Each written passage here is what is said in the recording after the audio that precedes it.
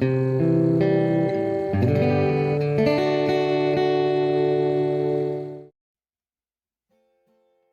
Raz Montanaz Nymph.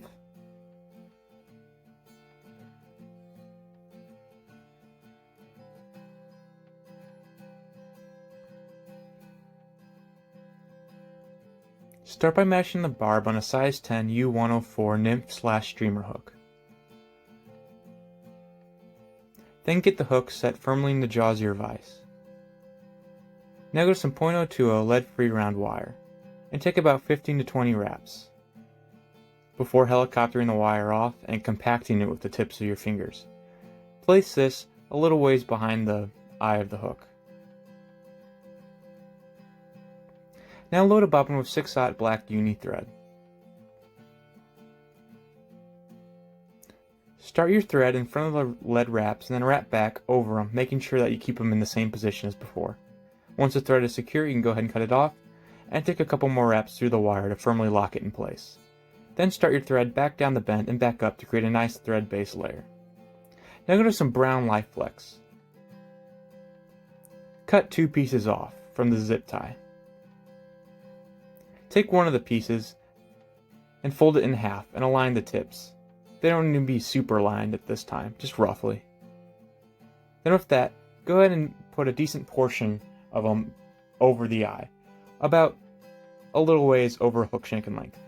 And then pull them back and wrap back down to the bend of the hook, keeping them on top of the hook shank. Then fold the front 2 back and make sure that they're about 1 hook length in length. And then fold the other ones up and do the same, but this time cut them to where they're reaching about halfway into the antennae, or the pieces overlooking the eye. Now go to some coffee and black variegated chenille and unwind it a bit. And then, if you like so, it makes it a little bit easier for tying. You can cut it off. And then kind of pull any of the fibers off from the tip for easy tie-in.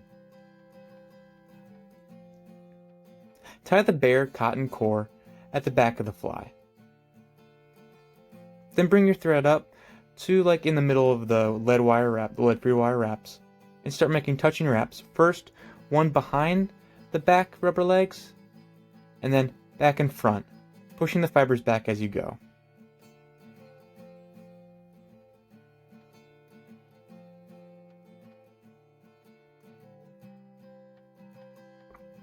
Once you reach the wire wraps, go ahead and take your thread and secure the rest of the chenille, but don't cut it back. Kind of pull it back and keep it out of the way for now.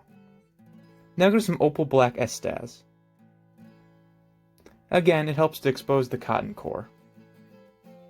Or nylon, I'm not sure what material the core is. Tie the core right up against the variegated chenille.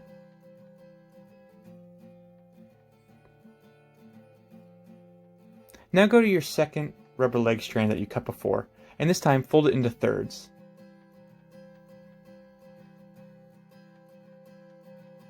Bring it up, and in the middle, kind of fold it over your thread, bring it up right on top of the hook, and tie it down.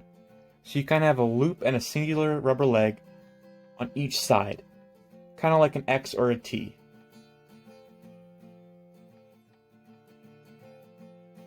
Then you can clip the loops off. Then bring your thread forward. First bring the 2 front rubber legs over and make 2 loose wraps, then the back 2, and another 2 or 3 loose wraps of thread, and then finally the last 2, a couple final wraps of thread. Take your Opal Estaz and make 1 or 2 wraps, right behind the rubber legs. And then after that wrap, unwind the first pair of rubber legs and go ahead and take a wrap of Opal Estaz in front of those. Once that is done, unwrap the second pair of rubber legs and do the same.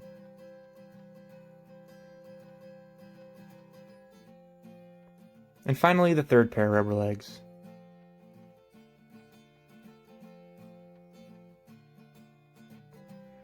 And after you wrap in front of that, you can go ahead and take your thread and secure the Estaz.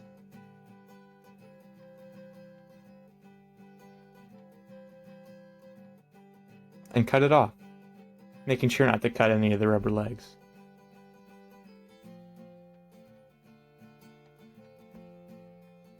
push any fibers back and make a nice rough head.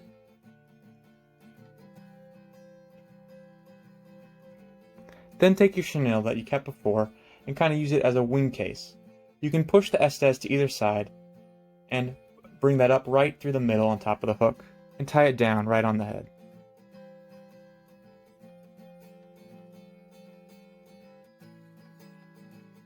After a couple wraps, you can snip the chenille off.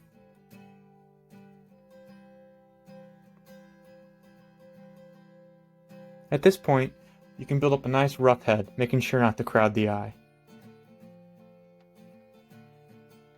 Then take your whip finish and do a couple turns to secure your process.